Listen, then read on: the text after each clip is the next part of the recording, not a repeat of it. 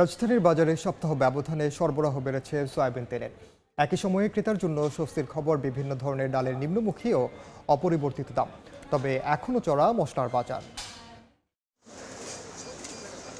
রাজধানীর নিত্যপণ্যের বাজারে রমজানের শুরু থেকেই কয়েকটি পণ্যের দামে তুলনামূলক স্বস্তি মিলেছে ক্রেতাদের। মাসের শেষ দিকে এসে এবার দাম কমল ডাল শস্যের। কারওয়ান বাজারের খুচরা বিক্রেতারা জানিয়েছেন, সপ্তাহান্তে মসুর ডাল কেজিতে 10 টাকা কমে বিক্রি হচ্ছে 130-এ। মাসের শুরুতে 160 টাকায় বিক্রি হওয়া মুগ ডালের কেজি এখন 140। অপরিবর্তিত আছে বুট, ছোলার ডাল ও বেসনের দাম। এছাড়া খেসারির ডাল 110, ডাবলি ও অ্যাঙ্করের ডাল 70, আর শুধু ছোলা বিক্রি হচ্ছে 100 টাকা কেজিতে।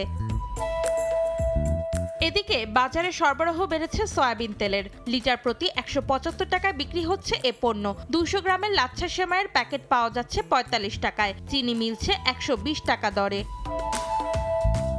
তবে অস্থিরতা বিরাজ করছে মশলার বাজারে। 2 সপ্তাহ আগে 4800 টাকা কেজিতে বিক্রি হওয়া এলাচের দাম বেড়েছে 400 থেকে 1200 টাকা।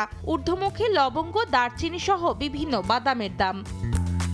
অন্তরা সেন, সময় সংবাদ, ঢাকা। নতুন বেস্ট এভার হারপিক এখন 5 মিনিটেই পরিষ্কার।